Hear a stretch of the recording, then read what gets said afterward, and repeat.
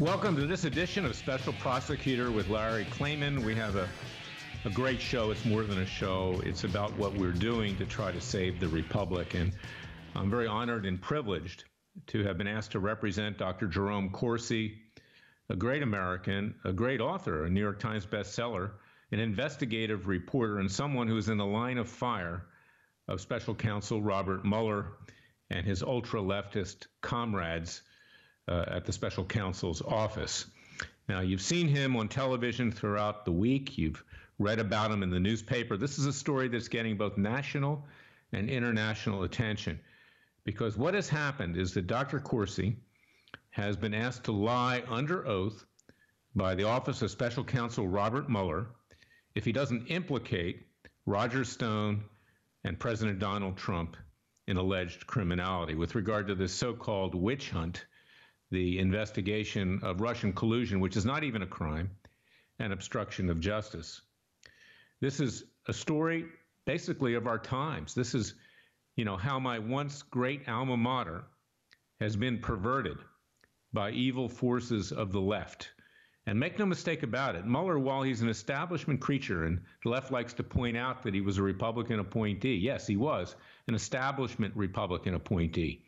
Someone who is the product of the swamp, someone who, as an establishment Republican appointee, collaborates with the establishment Democrat elites in Washington, D.C., because Donald Trump has always represented a threat to them from the very first day that he announced his presidency, where he said he was going to break up the money train, he was going to break up their power, he was going to change the way Washington does business and make America great again. And Robert Mueller has become the vehicle to do that. He's become the messiah of the political left and those forces of the establishment of both political parties that want to bring our president down. And who gets caught in the crosshairs but Dr. Jerome Corsi? Because he's now being alleged to have had communications with Julian Assange of WikiLeaks, and in conjunction with Roger Stone, passing that on to the President of the United States. Well, you know what? That's not even a crime, unless he actually participated in stealing the emails of the Democratic National Committee and Hillary Clinton, including John Podesta, her campaign head. That's not a crime, and clearly they didn't do that. No one's ever said that. So this is all trumped up, so to speak. No pun intended. Maybe there is a pun intended, because this is a way to try to bring down the presidency. And Jerry Corsi was threatened with prosecution if he didn't lie, if he didn't say that, in fact, there was some kind of collusion here.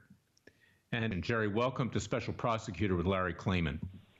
Larry, great to be with you in a very long time. I've respected your work, and we've worked together in various ways. And I can't think of anybody I'd like to have better than join our legal team, and my freedom is at stake, than Larry Klayman.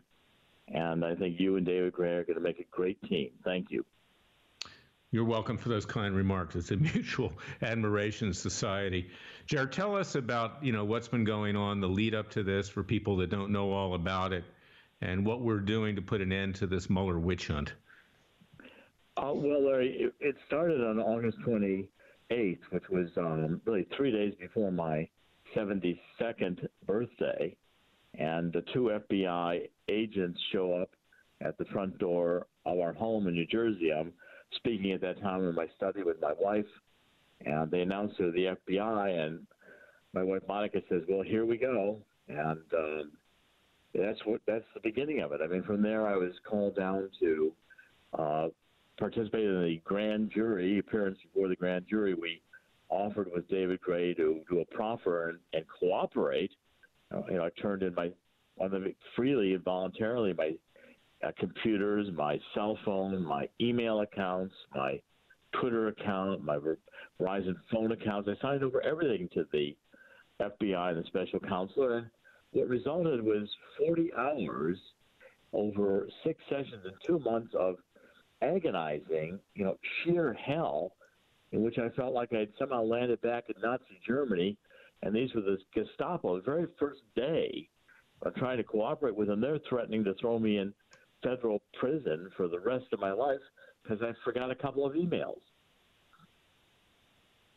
Well, that's unbelievable what you tell us. It's of course what we've come to in this country with the system of justice, which has basically collapsed. And that's one of the reasons why, not just withstanding the fact that we're friends and that I believe in you, Jerry, but this is a unique opportunity to try to change the course of history, and not just for you, which is extremely important. You're my client, but for everybody concerned, because there are a lot of people out there who have lost faith in our system of justice. They see what Special Counsel Robert Mueller and his band of leftist prosecutors are doing, conflicted, I might add.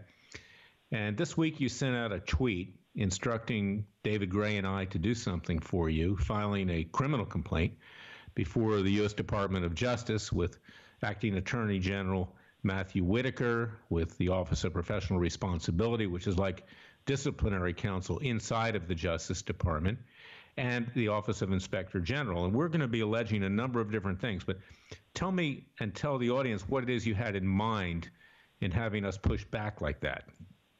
Well, I was offered a plea deal. I had been on the media, and the special prosecutor, when they threw us out, said that let David Gray know that we were going to be charged with the willfully and knowingly presenting false information to the federal authorities, namely the special prosecutor and the FBI, with the intent to deceive. And I said, wait a minute. I was on the media. David calls me. I was driving up to the studio door of NBC Studios at Rockefeller Center. I had also an interview that afternoon scheduled at ABC, and David says, just drive on. You can't give the interviews. I said, well, what's going on, David? He said, the special prosecutor will offer you a plea deal if you get off the media. So at least I got off the media to see what was going on. And we got the plea deal. It was as fraudulent, Larry, as this interrogation had been. I mean, the plea deal.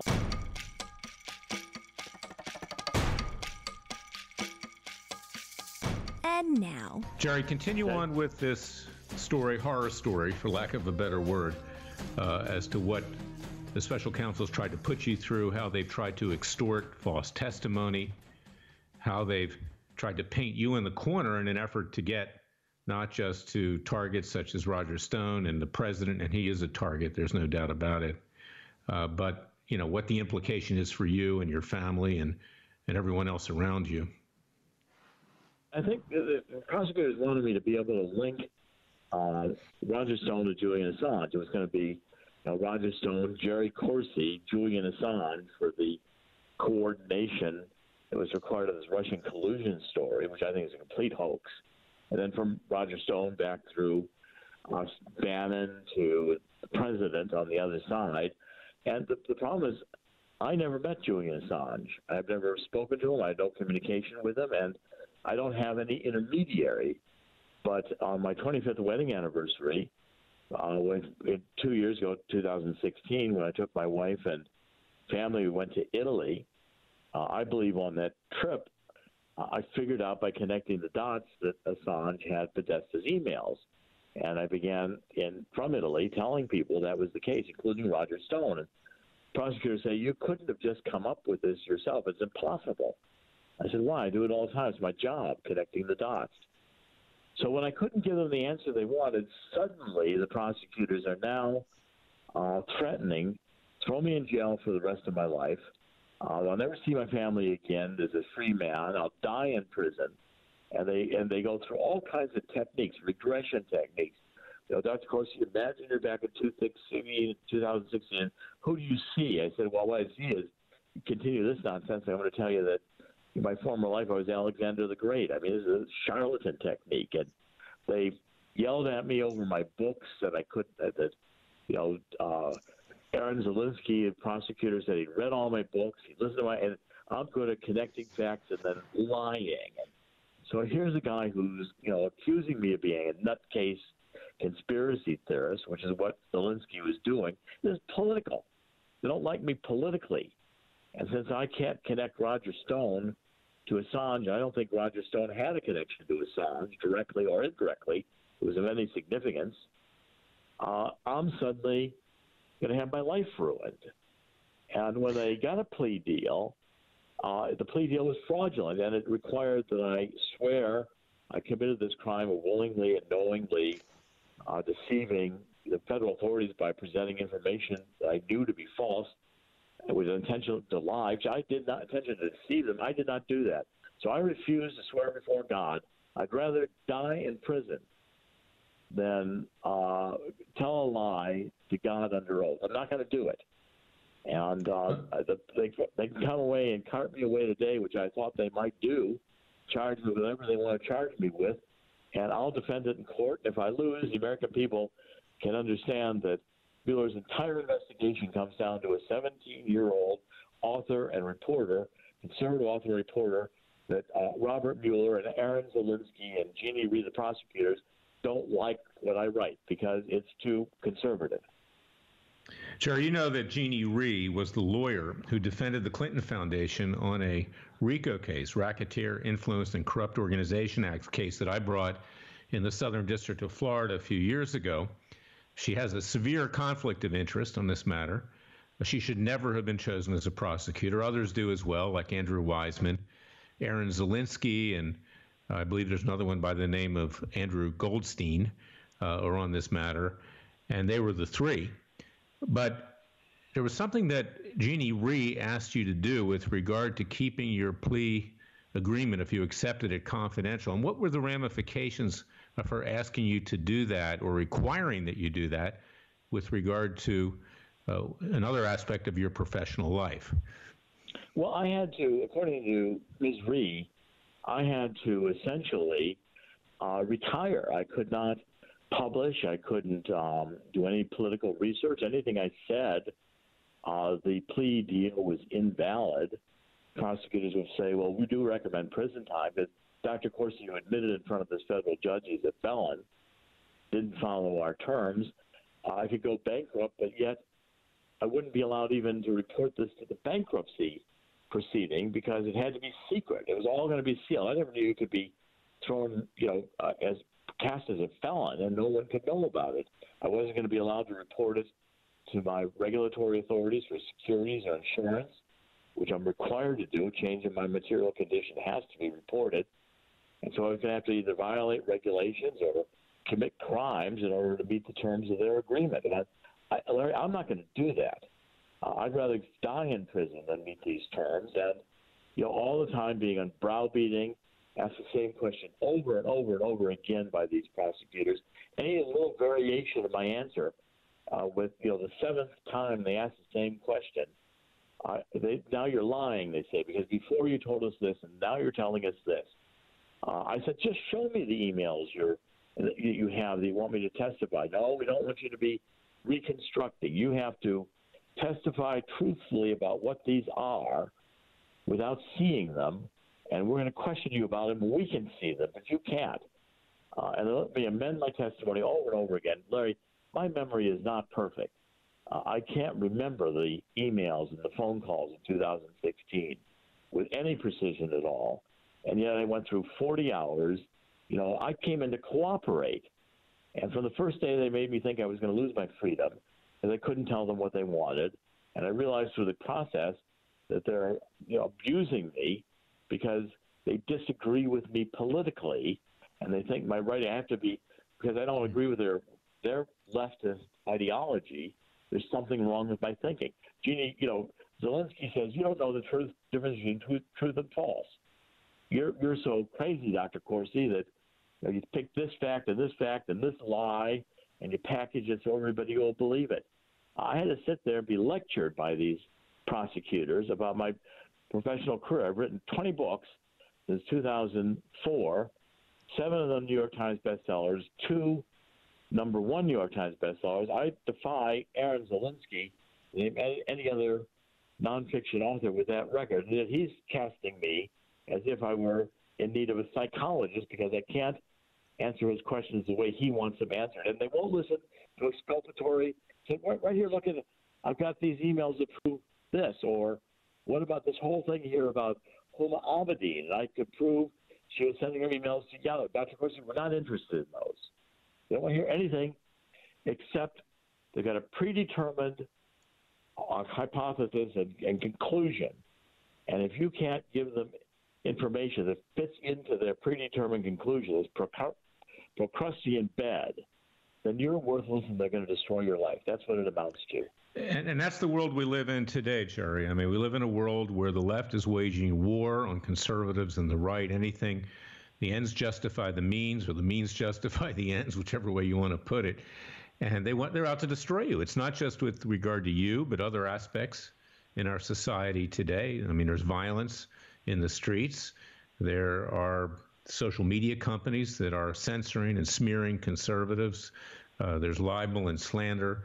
And of course, they wanted to work on you because you did excellent research determining that Obama's birth certificate is a fraud. Okay, now that's not with regard to any place he may or may not have been born. But, I subscribe to that, and many other honest people subscribe to that. But why I think they will be making a big mistake if they indict you, and I trust that they will not, and they'll have better sense than to do that, is that will give you a unique opportunity to challenge Mueller's mandate, the breadth of his investigation. He was given that by Rod Rosenstein, who now has been taken out of play by the president by putting Acting Attorney General Matthew Whitaker in, but also the constitutionality of his appointment, because he should have been confirmed by the Senate. And that will be a big mistake. And no one other than Jerry Corsi, really, with any gravitas, would then have the ability to take that issue perhaps all the way to the Supreme Court and get a positive ruling with a conservative majority. I want to get your thoughts about that. Well, Larry, I think you're exactly right. With your assistance, your extremely capable assistance, and David Gray's extremely capable assistance, I believe my case is the case that's going to bring down Robert Mueller and this entire fraudulent facade of the special counselor's office, and put these people under criminal investigation, which I believe they should be. That's why we're filing this criminal complaint. I don't intend to quit. I don't intend to give up. I don't intend to be afraid. I've already told them no. They can take their plea deal and keep it, and I'm going to stick by that. I'm not going to be cowered into a lie. If I have to die in prison, Larry, the American people will know from me that the justice system in America is run by criminals who are politically motivated. The criminals are in charge of our justice system, and this needs to be ended. And I'll be happy to sacrifice my life and my case to prove that point. Jerry, there was another person. He was more than a person. He was the Son of God, and I'm not equating either you or me to him. We can't do that. But no. He also stood up and didn't want to tell a lie that could have saved his life, that he wasn't the Son of God, and he died on the cross for our sins. And, we all need to take an example for that. Our founding fathers obviously risked their lives to form a new nation, and you are risking your future and your life for the good of the American people. So, this is why I'm so proud to represent you, because I feel the same way. And you've been threatened. I've been threatened. Everybody around us has been threatened from time to time. And you cannot show that fear, because it's like walking down the street. If a vicious dog, thinks that you think that he's going to attack you, he will. And see, that's the mistake that I think a lot of the people in and around the Mueller investigation have made, is that, including the president so far, and I love the president, I know you do too, but he's kind of gone along with this whole thing, and he could have taken these actions sooner, and he could have challenged the authority of Mueller, and he could have brought lawsuits for the illegal surveillance on the Trump Tower himself, his family, and colleagues. But yet they're hoping for the best. It's almost like, a streetcar named Desire, believing in the innocence of strangers, in this case, Robert Mueller. So that's where you are today. And, as we wrap up this segment on Special Prosecutor with Larry Klayman, I want you to try to tell people how they can help you, Jerry. I know you have a legal defense fund and need to defend yourself, because this is going to be an expensive proposition. It's already brought you to your financial knees. If people come to CorsiNation.com, CorsiNation.com, there are several different options there: GoFundMe and donor box and PayPal, where you can donate to me. Greatly appreciated. I've also written a book called Silent No More, and it's how I became a political prisoner of this Mueller witch hunt. And it's up on Amazon now. We're going to have the ebook and shortly the audio book. I want people to be able to read and hear. I'm going to do the audio book, this book immediately. The hardcover will be out in October. I wrote this first person so you can feel like you're sitting there with me going through this horror story step by step. I wrote it like a thriller, which I think it's a political thriller, and you'll feel that when you go through the book.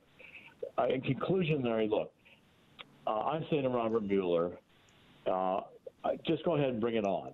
I'm not afraid. I'll be, with your assistance and David Gray, I'm happy to fight this all the way to the Supreme Court. And I want my case to be the case that exposes, because I have firsthand inside knowledge from 40 hours. I can tell you what they did and what a horror show and travesty of justice. I give firsthand testimony of how these people behave, and I'm going to be happy to do so. And I look forward to your help into the future after we put everything behind us, and we will. With trying to change this legal system that we have. We have worse than a dual system of justice. We have no system of justice as it currently stands, because no one, save for you and me, David Gray, and others, people, our comrades in arms, so to speak, are willing to take on this huge Washington establishment of both political parties. This is the kind of support you need to win this war. So thank you very much. Obviously, we're going to be in touch more than that in the days ahead. Thank you, Jerry. God bless.